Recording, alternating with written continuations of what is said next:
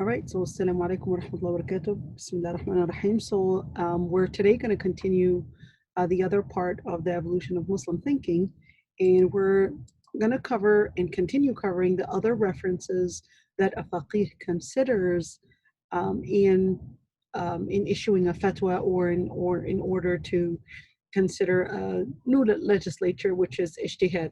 And we talked about al-maslaha al-mursala.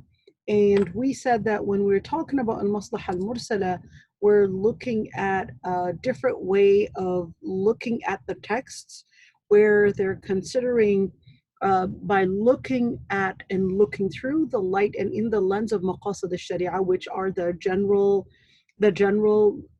legislations, and not the general legislations, but the general maxims, legal maxims in Islam, and looking through that, they will issue in the light, in the lens of maqasid al-sharia, which basically are the sharia maxims in Islam, will consider a certain fatwa, or will consider a certain ruling based on the light of that. But there are certain things that must be in a maslaha or in a maslaha mursala, certain things that must be as before we consider that is the ruling by looking at certain benefits. But we're going to talk about that later on. الاستحسان is the second part, العرف and سد الذرائع, قول الصحابي and شرع من قبلنا. We're just going to talk really fast about some of these things just because they relate to our life, and we have to understand when we look at the text, do we necessarily say, well, I've got a text, therefore this is the ruling in the text, and therefore this tells me halal or haram. So there are certain things, just like al-istihsan, where you can have a text literally noting a ruling relating something, but a rare ruling over a common ruling. So there's a common ruling. This is supposed to be a common text. This is supposed to be by default the ruling on a matter. But because of a rare incident of something that is not always going to happen, and that becomes a strong reason to why the scholars will consider, well, we don't want to say that let's apply the text, because in this situation we've got another side of it that is requiring us to look at the general picture. And when we say general picture, we're then looking at a rare instance in understanding the situation. So two sides, when we look at any incidents or any situation, we look at in-nas, we look at the text, and we also understand al-waqi', we understand the situation. And the third part, when we want to apply the text on the situation, the circumstance that we have, there is also maqasid al-sharia. We need to also look at the legal / sharia maxims and actually understand, do we necessarily apply the text in that situation, especially that the situation is, and the circumstances are likely or less or different. So let's look at that, where you've got Umar ibn al-Khattab.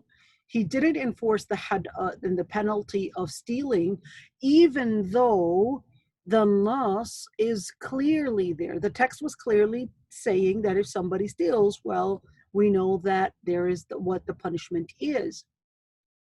Yet because there was a famine, that widespread famine, where people needed to protect their life. They needed to protect. So we've got DNAIM, people at the time, due to the famine, were considerate over protecting their lives. So this man that stole was really stealing, not because they wanted some kind of, prosperity or some kind of extravagance, but they were really considerate over preserving their life.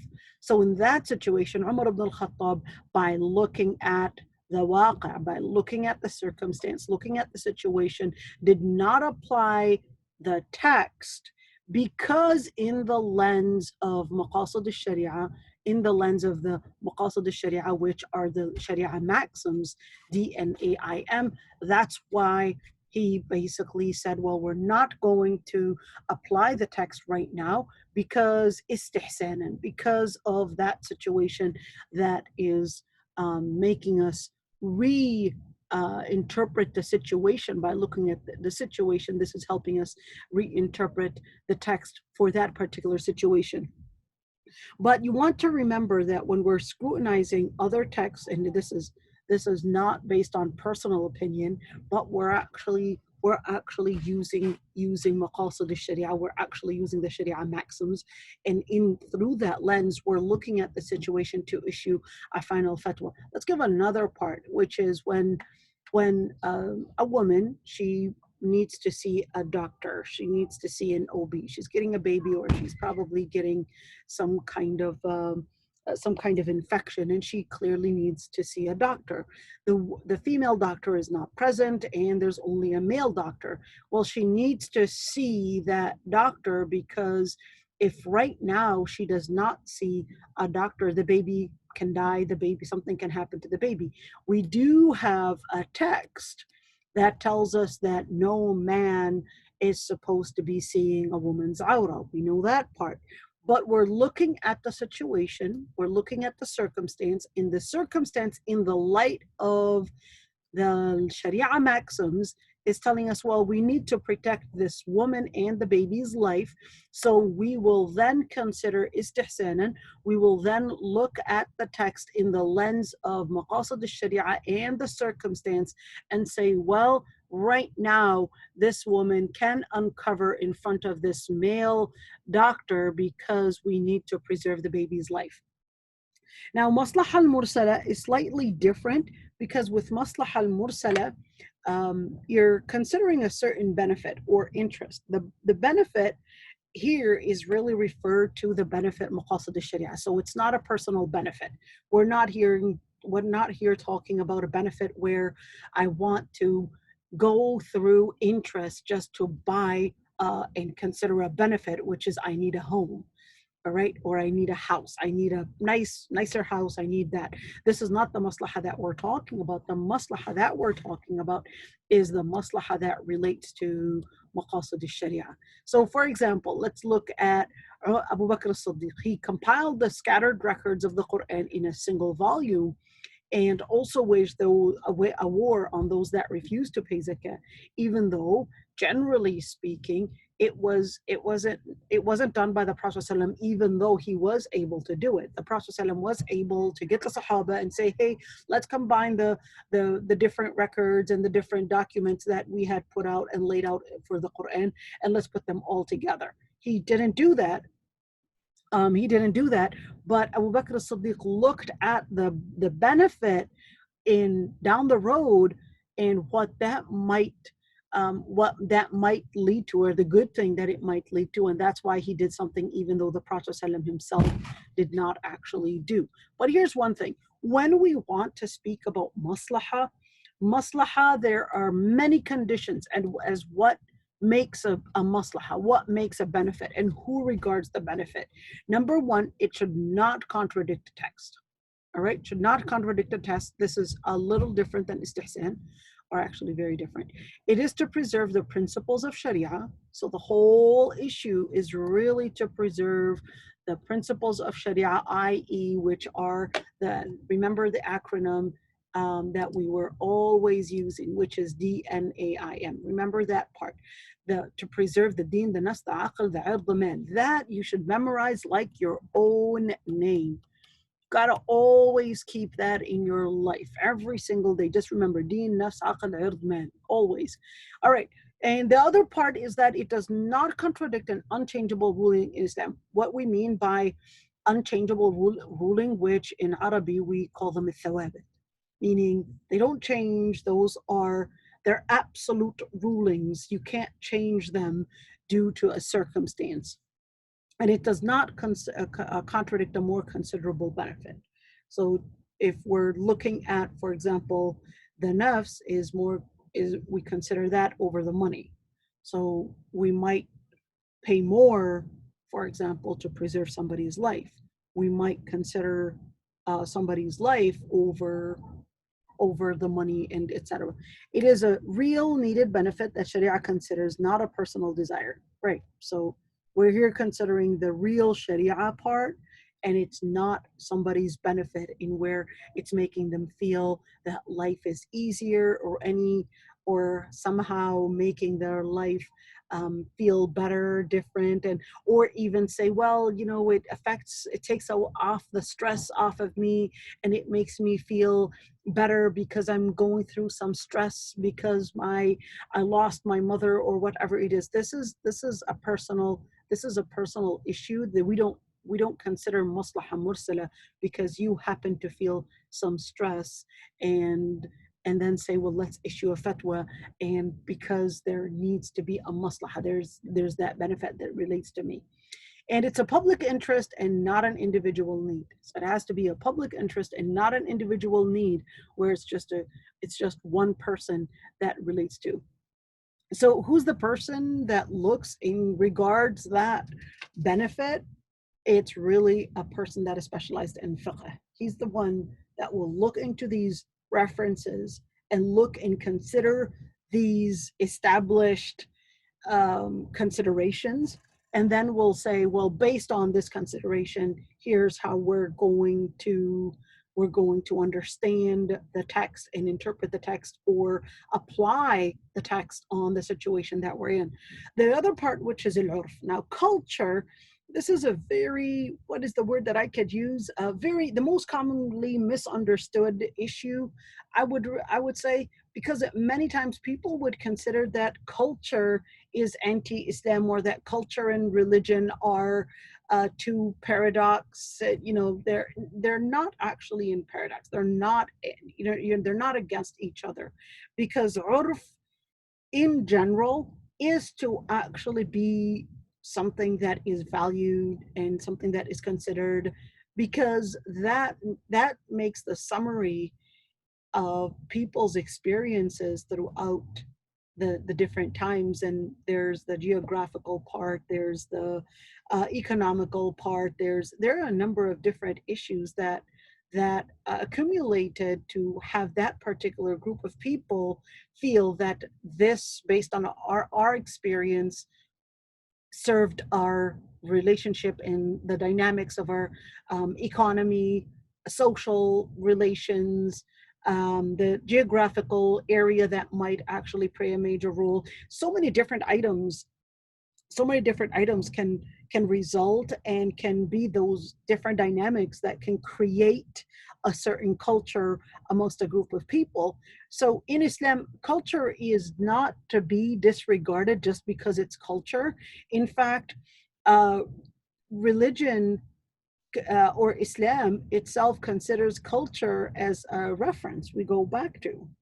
Reference, in other words, we respect the culture that people lived in and the experience that they had been working around. It's making their life easier, and we would look into it as a reference in order to define certain untold, untexted, if that is even a word, something that is not in the text, and then we would use al-urf, we would use culture in order to see what was their intention, how can we interpret the dynamics of the relationship, etc. And then we would use that as a reference to help us understand and help the Muslims understand through the lens of culture how to work with one another. So we would not negate or reject culture just because, oh, it's culture. No, it's not just culture. It is to be respected because these parts of people, they lived around culture, and it's a silent way to help people deal with one another. So culture is actually a considerable side. And that's why when we look at culture, there are a number of sides that we would look into it. We would consider there's the urf al-qawli, there's the verbal tradition, in where maybe these group of people, they use a word to mean one specific side, and one specific word, and or sometimes a metaphor that they mean by it, one specific thing, and we will consider that. And this is very common, that I would get people telling me that their husband probably told her, go to your family's house. And in certain cultures, go to your family's house just simply means divorce. In other cultures, go to your family's house might just mean, take some time off. So then we would consider what culture says. And here's the thing: in a lot of the different rulings, there are madhahib that issued fatwa based on the culture. So it later became, well, madhab Maliki would say this, madhab Hanafi would say that, and the reference is not necessarily based on a particular text. It was really a culture that was practiced then, and it became common within these groups of people. Let's take an example. Do working women pay a share of their income with their husband or to their husband to bring about financial stability within the household? There are almost 7 different opinions relating to that. And the reason why they had differences of opinions is really because there's no text. There is no text assigning that a woman should or should not pay within, especially if she's working, whether she should or she shouldn't pay and actually help, that with the expenses within the household.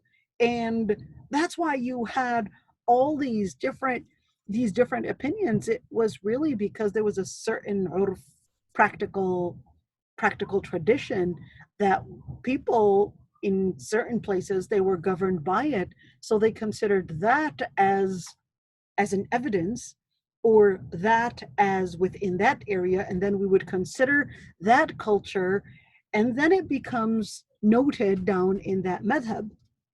So it becomes that issue that is generally known in a particular tradition, and it becomes the fatwa that particular madhab had regarded as the hukum shari, as the Islamic ruling.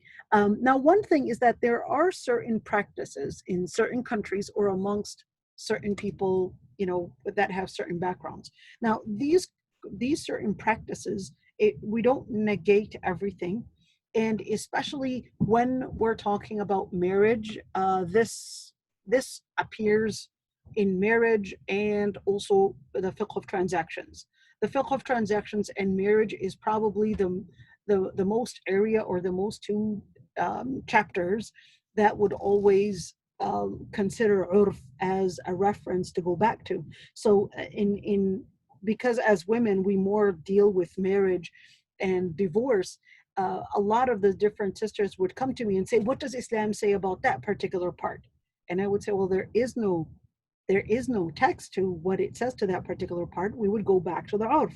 And that rises on the surface mostly when there is a dispute between the husband and the wife, in where I would always say, well, you go to a sheikh that is from your culture. Go to a sheikh and you resolve this issue between you and your husband, to a sheikh that understands your culture, understands the background that you guys come from, and he would be the only person to explain the situation or even understand the implications of the wording or the different actions that happen between both of you. So in this situation, I always, because urf plays a very important role in the way we perceive right, wrong, and how we define manhood, how do we define womanhood, how we define woman's responsibilities and man's responsibilities, and the list goes on and on. That's why I always recommend marry from your own culture, because urf is a very, or even Islamically, urf is actually a reference.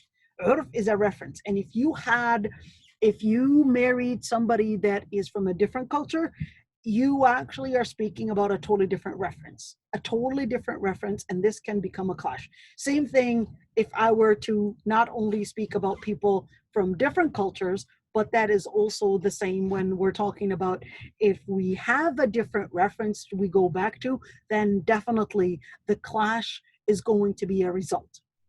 Just like I was asked one time whether it was okay for a Sunni to marry a Shia, and I had said, well, I don't recommend it. I don't say it's haram, but I wouldn't recommend it because the different references, if it's not just cultural differences, but it is even textual references. So if we have textual differences and not only cultural differences, once you have textual references are totally different, where a Sunni would go back to al-Bukhari, but for a Shia, al-Bukhari is not acceptable. For a Shia, they'll go to al-Kafi, they'll go to all those different references. Well, that's when it creates, you got to go back to the foundation in order to see the result of it, and the result of it on our perceptions, the result of it in our behavior, the result of it in all those different sides and how they make up what we consider right, wrong, acceptable, not acceptable, and then it defines the relationship in a marriage or even outside of marriage. So when is culture considered?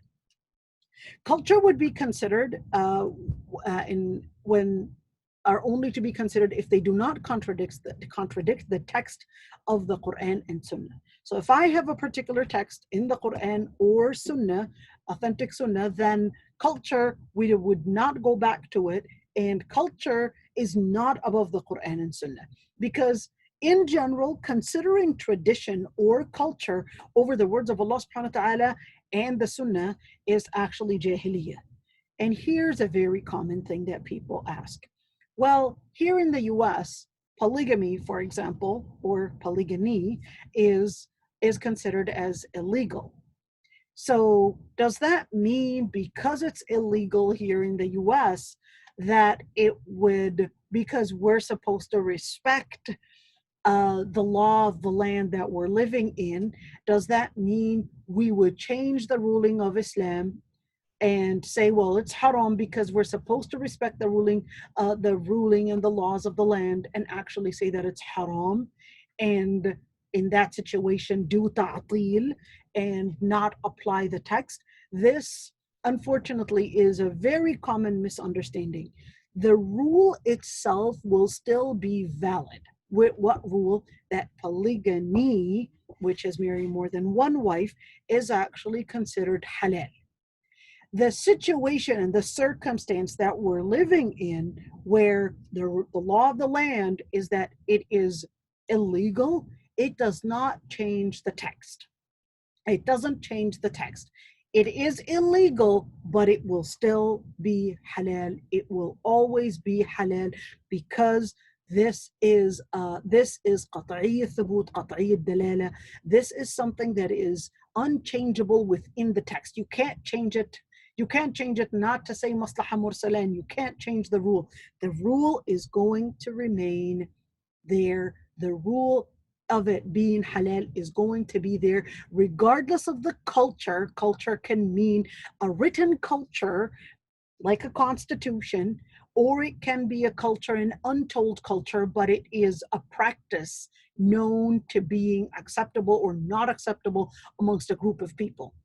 It being written, it doesn't make it as, yes, now here I've got a contradictory text, the text of the Quran with it contradicting the Constitution. We don't regard that contradictory, because Islam is above every constitution. Islam is above every single law. Yes, it is illegal, but that's their law.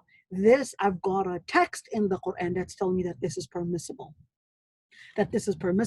Therefore it is Islamically allowed, and therefore the relationship between a man and 3 or 4 wives is considered a halal relationship.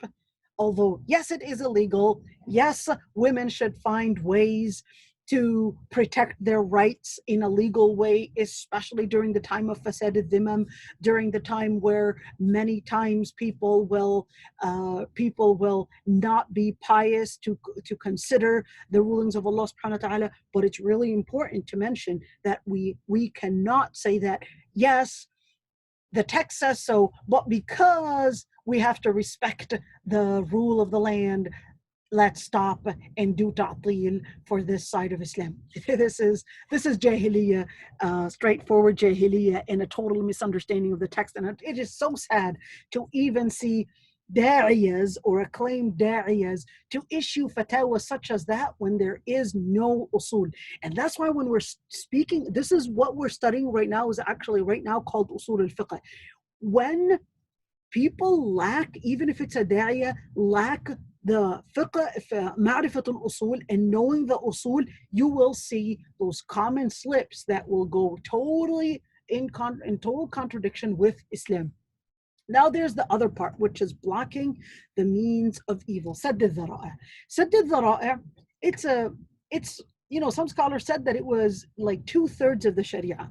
But how do we understand when we're blocking the means of fitna, and it most likely will happen? Now, every single situation, how far can you go? Well, let's see, just an application, just so we understand.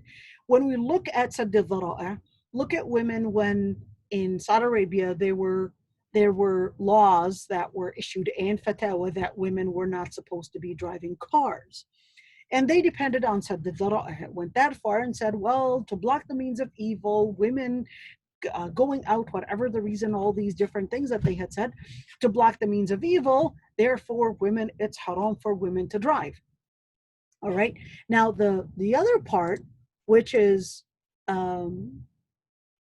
here's a question or a comment.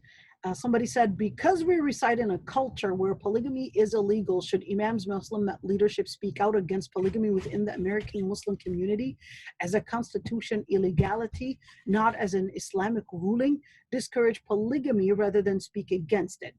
So here's the thing, is that number one, this is not just new.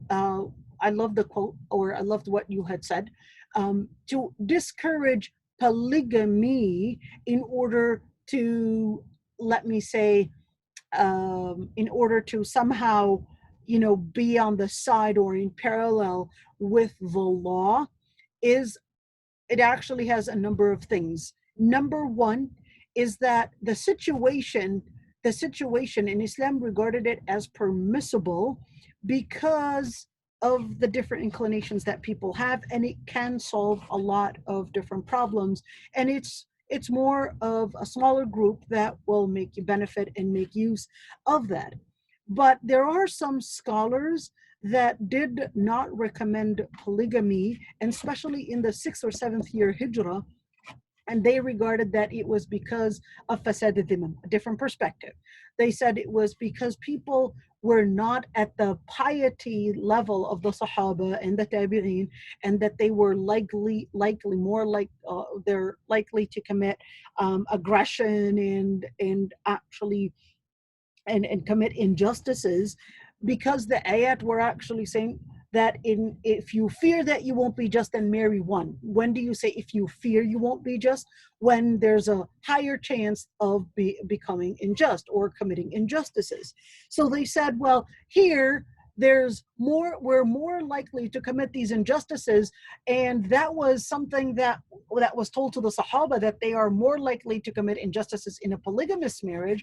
Then therefore, when we have gone further away and distant ourselves from Islamic practices, then therefore we should consider even more taqwa and not actually get into polygamous marriage. But no scholar ever said that it was haram, because it's an actual text. فَانْكِحُوا مَا طَابَ لَكُمْ. It's an actual text that is considering it as halal. All right. So should the scholars in the Muslim community actually speak against polygamy, I think it will bring about a total misunderstanding, a total misunderstanding to the majority. And right now we're seeing LGBT actually changing different laws in order to promote those illicit actions for Muslims to what is the to sing the tune of the Constitution when other people are working against what was the Constitution at one time, and get different quote unquote privileges outside of even the fitrah, outside of even the Constitution, etc., and finally get it. And the Muslims right now working against the legalization of polygamy, I think, is not going to bring any benefit, because it will just change more to distance the Muslims away from Islam, and it will make them feel that they have to adapt, with a new culture, which is the Constitution, the culture, the American culture, and the list goes on and on. This type of adaptation has a price to it. The price to it is distancing ourselves from the wala, from our wala, from our support to the Sharia.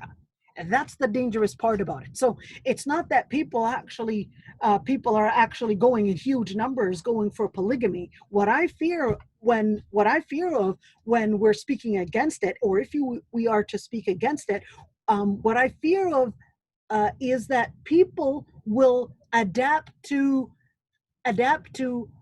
distancing themselves away from halal things that were mentioned in the Quran, in order to seem fit in, adapt to the non-Muslim culture, etc., and feel that, oh, we have to be like everybody else, even if we are here distancing ourselves away from Islam. And that's the understanding that the majority is going to get. And this is really dangerous, because we're already getting people, the masses of the Muslims are already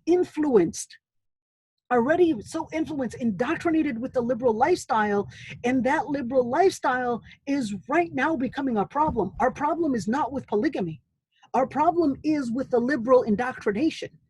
So if we're going to ask imams to speak against polygamy, we're already fighting and battling a major fitna. The major fitna is liberalism, not polygamy. Polygamy, very few people can actually afford it. Very few people are going for it. Not that many. I know within probably the African American community, there's a large number within the African American Muslim community, a few from the Arab, mainly in the Gulf, and a few from the Levant, Syria, but usually it's hidden and nobody's talking about it. And it's to speak against it is going to bring in more harm, which is trying to adapt with the non-Muslim liberal culture than actually the actual thing. And it's not like we're getting all those cases. We're getting more harm from the liberal lifestyle and that indoctrination than polygamy. The number of people that are practicing polygamy are, just really few people. All right, now all Sharia rulings are based on this rule, which is sadd al-dhara'i. Everything in Islam, if you look at from the least sin to the major sin, all the lemam, or the minor sins, the reason why they are considered sins, it is really to block the means of the larger evil, which is the major sin. So when we look at sadd al-dhara'i, we see that in the Quran, it was indicating sadd al-dhara'i as a Sharia maxim, in where, for example, where Allah subhanahu wa ta'ala says, and forbid, of course, insult not those whom the disbelievers believe in beside Allah subhanahu wa ta'ala. In other words, don't insult their gods, so that they will not insult Allah subhanahu wa ta'ala wrongfully. Now, you could see that this type of reference and this type of phrase, meaning that it's telling you so that they won't do it. In general, is it permissible to insult those gods that they are worshiping? Well, it's supposed to be permissible. Why? Because that's a fake god anyways. But Islam was telling you, no, don't do it, because it will lead to a bigger harm. Even though the actual act of insulting those gods is supposed to be halal, because they're fake gods anyways. But Allah subhanahu wa ta'ala was telling you, no, no, no, no, no.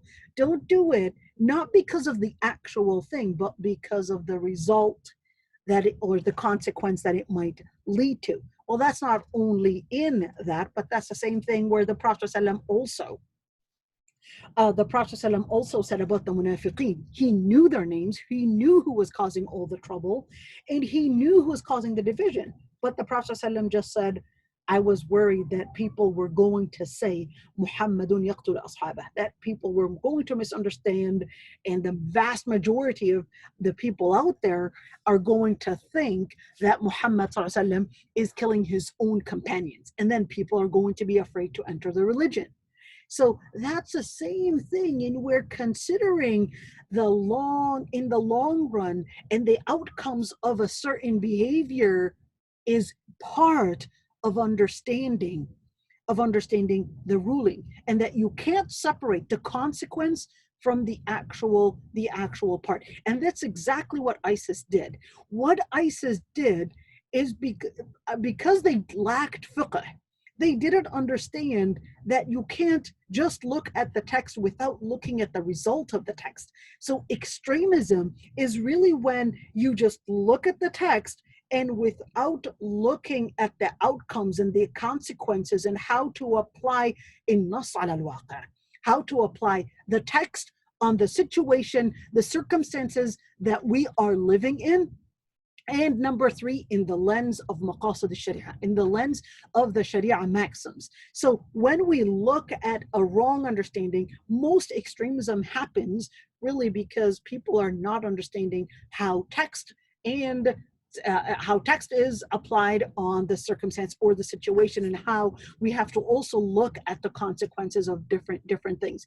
Now, looking at the consequences, so speaking of that, right now, before, let me say it that way, before, the scholars didn't have the statistics and different studies and all those different things in order to say, well, this is what the outcome might look like. But right now, scholars of fiqh will, in different fiqh councils, they will invite the different scholars in probably medicine, in economy, in statistics, in different areas, in order to see what studies have shown or what studies have told us that the consequence will look like if we are to do such a thing, or what are the consequences in the long run if we are to say that this is halal, or looking at the practices that we are seeing around us. So they will use when we say blocking the means, that would mean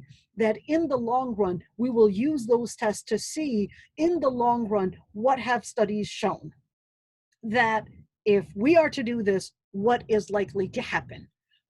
And then they'll use those statistics to look at it in order to say haram, halal, etc. So we do consider those sides. Now, we want to keep in mind that even when we say sadd al-dhara'a, then we would consider, remember, a number of different things, which is a Shatibi, one of the Maliki scholars. He said we will look at the rules. Is it leading to haram da'iman? Is it always leading to haram? Then if always it leads to haram, then that would mean that it would be haram. If it leads to haram adatan, most of the times, then that would also mean it's haram, but we would also consider certain conditions to make sure that it doesn't go off track. And then we would say ghaliban, and then we would say sometimes. So sometimes it leads to it. Then we would consider the rules based on that lens. How often is it? And then we would ask the scholars in different fields to tell us, well, how often, if somebody has a mental illness, how often do they understand or do they not understand what they're going through? So we would use those psychological tests, those economical studies, those medical studies, etc., in order to help us understand when we're talking about a ruling, the impact the impact it has in the long run, and how to apply in nas and the situation in nas, which is the text, and also al-waqa'. Allah subhanahu wa ta'ala says, أَفَحُكْمَ الْجَاهِلِيَّةِ يَبْغُونَ وَمَنْ أَحْسَنُ مِنَ اللَّهِ حُكْمًا لِقَوْمٍ يُوقِنُونَ. أَفَحُكْمَ الْجَاهِلِيَّةِ يَبْغُونَ. Do they seek the jahiliyyah? The jahiliyyah is when the person rules by their own inclinations. All right, يبغون ومن أحسن من الله حكما لقوم يوقنون. So أفحكم الجاهلية, are they considering the ruling of jahiliyyah, their own inclinations, over the ruling of Allah subhanahu wa ta'ala? So in that situation, we always keep that in mind, that when we speak of rulings, we should not consider own inclinations. So here's the thing. When we look at those that we had mentioned before, those were the references, right? But when we speak of a regulation in Islam, so we looked at those references that they would go back to, but now we need to look at it from a different perspective. And that perspective is basically the ruling in Sharia. But I would like to keep note here is that, yes, we will say obligatory, sunnah, mubah, makruh, haram, but guess what? The Hanafis will actually use sometimes different terms and different definitions to something.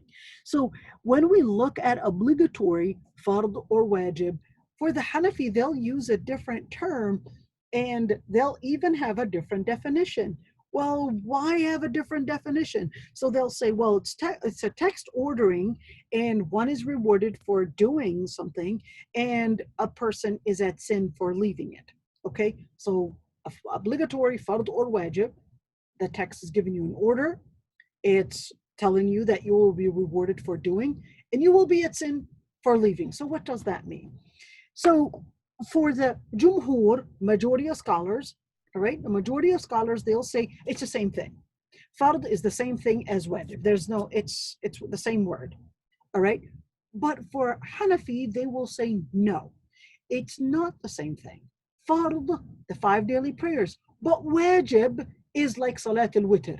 How is Salat al-Witr different? Well, they said Salat al-Witr, I've got a text that says, أوتروا فإنها سنة أبيكم إبراهيم. Here's an order. It's giving me an order, أوتروا. It's an imperative verb telling me you must do this. But yes, it's not as a command or an obligation as the 5 daily prayers, because that is more of قطعي الدلالة, قطعي الثبوت. We've got قطعي الثبوت and قطعي الدلالة. What does that mean?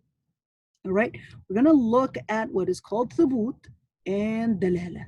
All right, so thubut would mean that I have something that is, in terms of reference wise, we are very sure it is one word to say for it.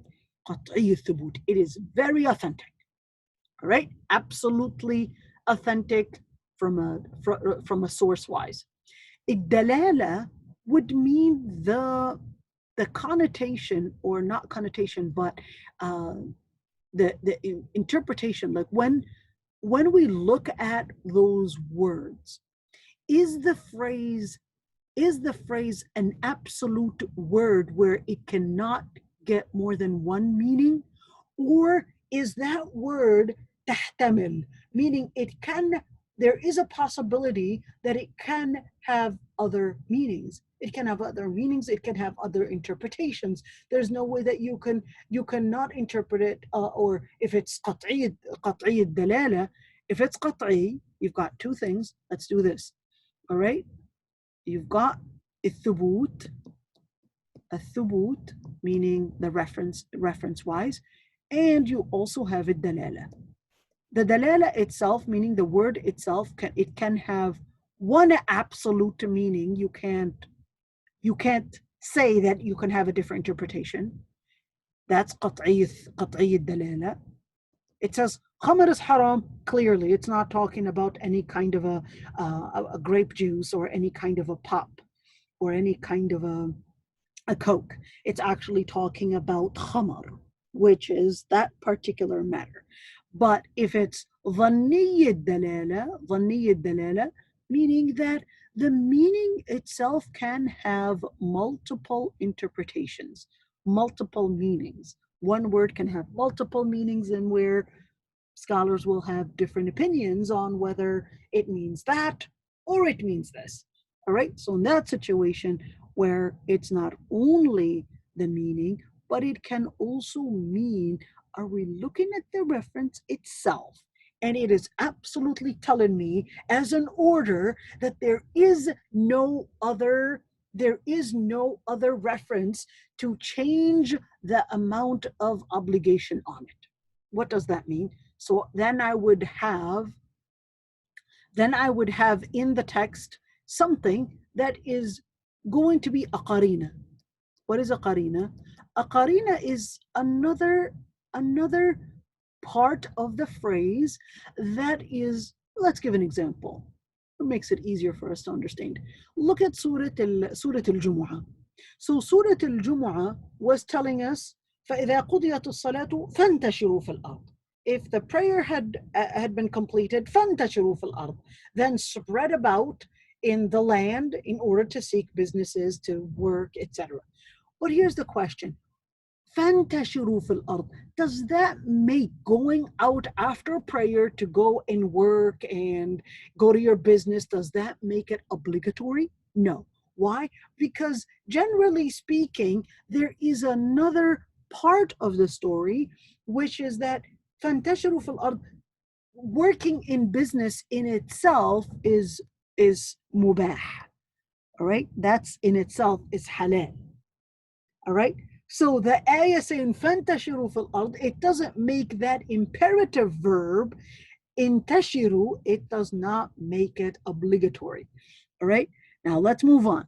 So you've got obligatory, you've got sunnah. When we say something is sunnah, meaning that the text is recommending, not obligating, but it is just recommending. What led it go from the level of obligatory to a sunnah? There would be a qarina. There would be a qarina. What is the qarina? The qarina, remember, something within the qarina can be the context itself, or can be the text itself is not giving me a firm obligation. All right? That's why when we study fiqh and you study Islamic studies, there is no way that you can study Islamic studies and even, let me say, mutabahir fi, and study it at depth if you do not know Lugha Arabiya. There is no way. Because in order to know and be able to issue a fatwa, you have to know, does this in Lugha Arabiya make a qarina or not? Does this, the context itself, does the text itself? And of course, when we say text, we're going to go back to the grammar, to the Arabic grammar to see what this means. And this is our problem. A lot of the dua right now are actually not specialized in Islamic studies, but specialized, I would say, studied the surface of Islamic studies. And because they lack the ma'rifah, the deep knowledge in Lugha Arabiya, that's where all the chaos happened.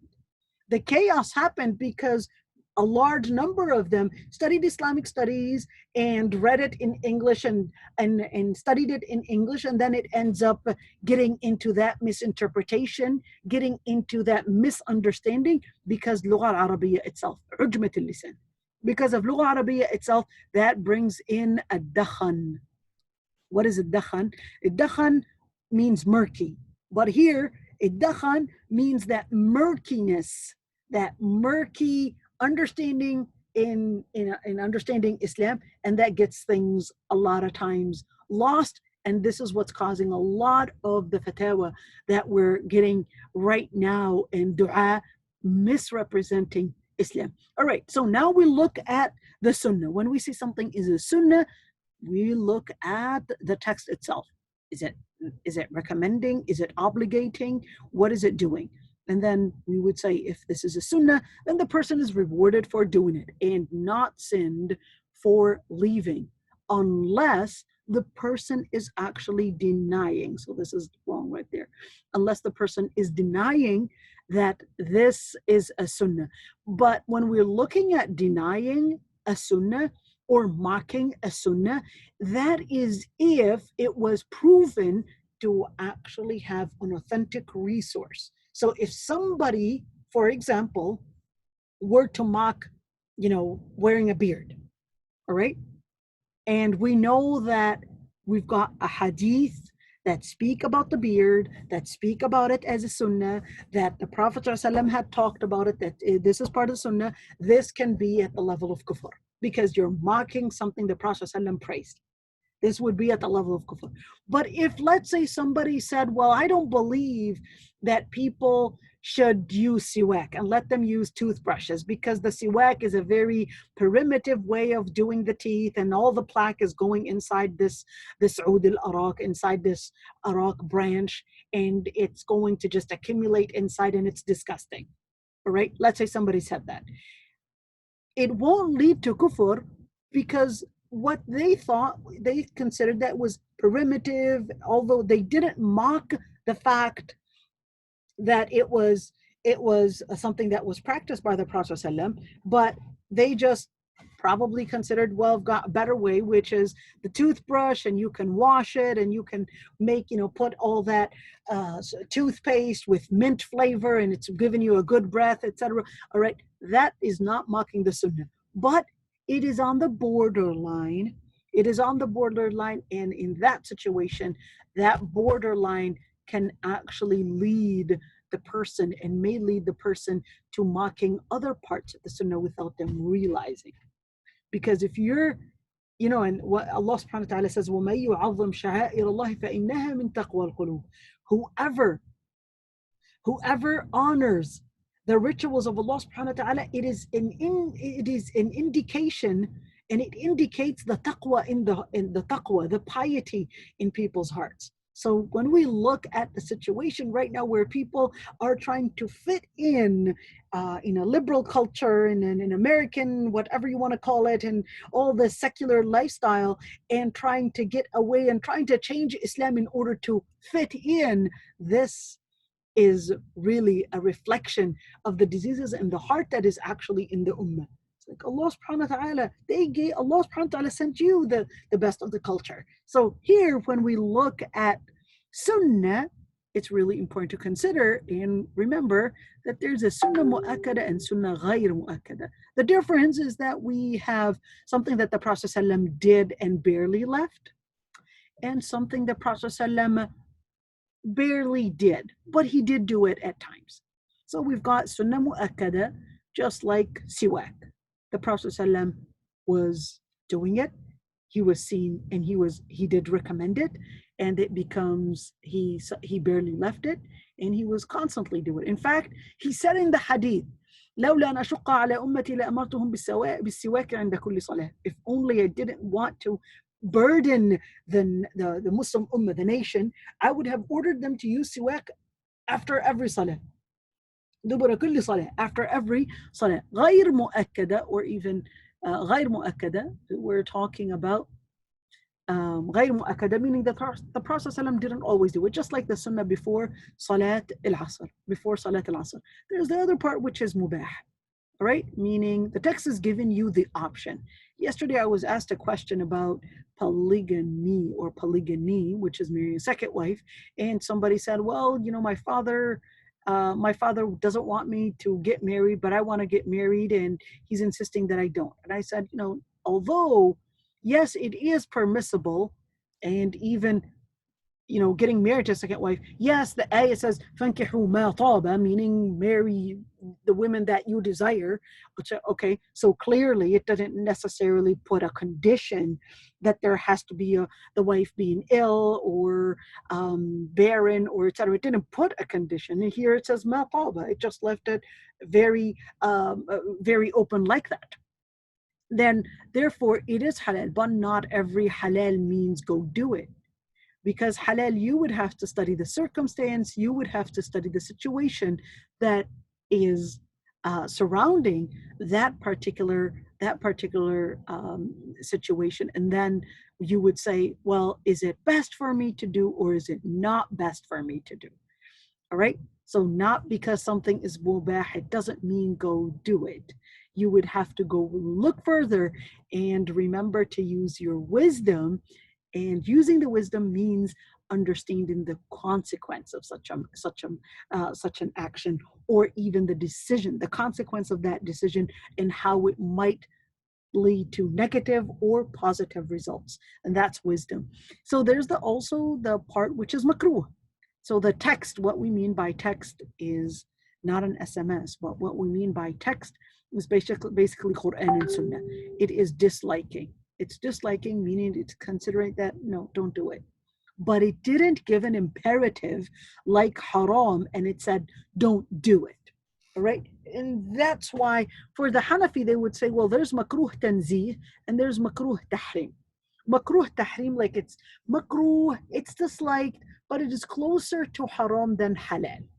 And this one, makruh tanzih, it is disliked, but it's closer to halal than haram. And that they'll go into details, what is tanzih and tahrim, and is it really encouraging, discouraging? What do we mean by that? All right. And there's the other part, which is haram. But you want to keep in mind is that in order to issue any fatwa, to call something obligatory, mubah, haram, we would need to use lugha Arabiya. We would have to go back to the text and analyze the text and see, is this giving me an order? Is there a qarina? Sarafat min kada ila kada. Is there a qarina that led to the ruling go from the degree of from such a level to another level, and then we would consider that. Now, when we say something is haram, there would be a text that we would go back to that's forbidden. But here's one thing, is that the text itself, if, for example, it's giving me a nahi, it's forbidding me from doing something, it's prohibiting a matter, there are different terms. It doesn't have to say halal, haram. It doesn't always use that word. It can use, for example, calling it a name, such as calling it fahisha, or it can talk about a punishment as a result. That if somebody does that, then there's going to be, the result is a punishment, or the result is a curse, or the result is Allah subhanahu wa ta'ala's anger at you, etc., get to you, etc. All these different things would actually mean that something is haram. So it doesn't necessarily have to use the word hurrimat alaykum such and such. It doesn't have to use that term. In fact, for example, take zina. It actually says wala taqrabu zina. Don't even get near zina. And it also talked about khamr, and it said fajtanibu, stay away from it. That's even a bigger word and a more let me call it a stronger term than actually the word hurrimat, than the word haram, because fajtanibu, don't even get near it. Not only don't do it, but don't even approach. Meaning stay totally distant even from it. Don't even think of approaching, not only not consuming, but don't even approach that area. If it's a table, if it's a restaurant that's serving this, don't even approach that area. You don't belong there as a Muslim.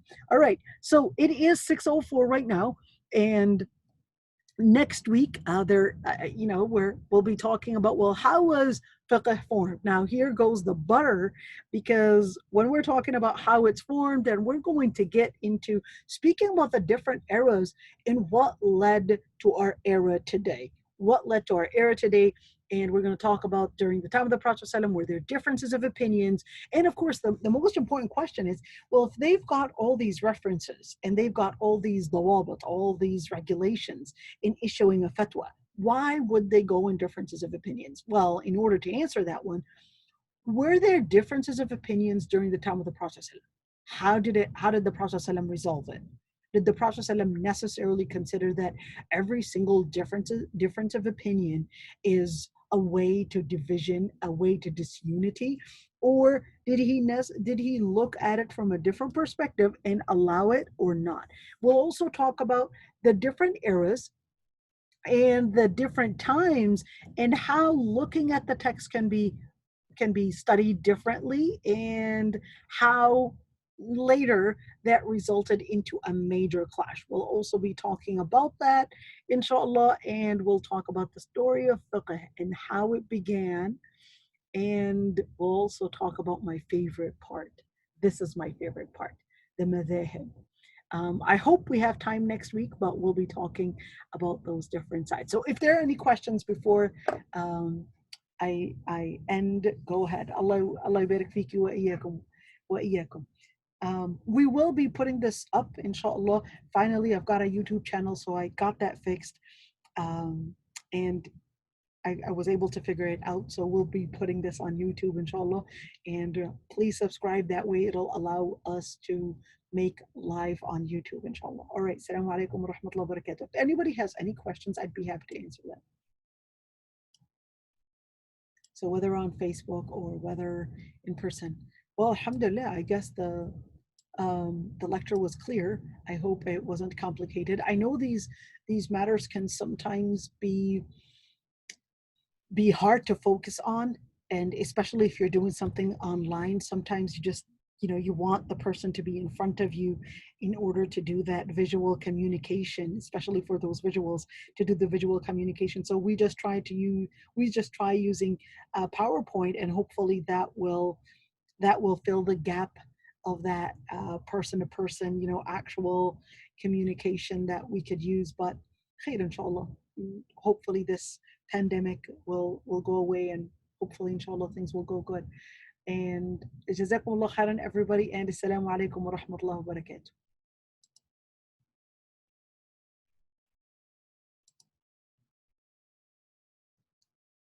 Do I recommend any sources on other legal maxims in fiqh? That's a very good question.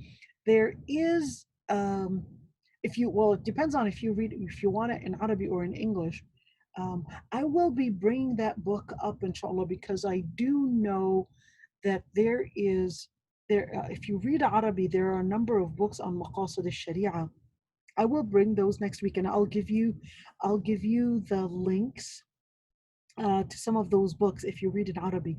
In English, there are a number of books that try to tackle that, as I think, right now it's not coming to my mind. I know that